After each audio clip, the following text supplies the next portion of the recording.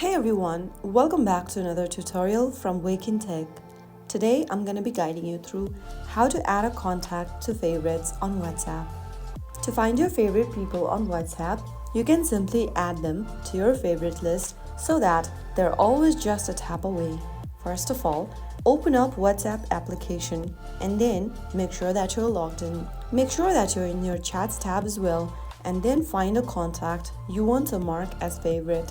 Press and hold on the contact and then in the pop-up tap on Add to Favorites. Soon after you do that, you will then be able to add the contact to your favorite list.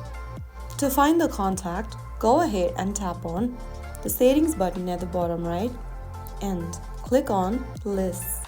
Inside List, you will see different other categories such as unread, favorites, and groups. Tap on Favorite to find the contact that you've marked as your favorite. That is how it's easily done. If you found the video helpful, don't forget to like, share, and subscribe. I will see you in the next episode. Thank you for watching.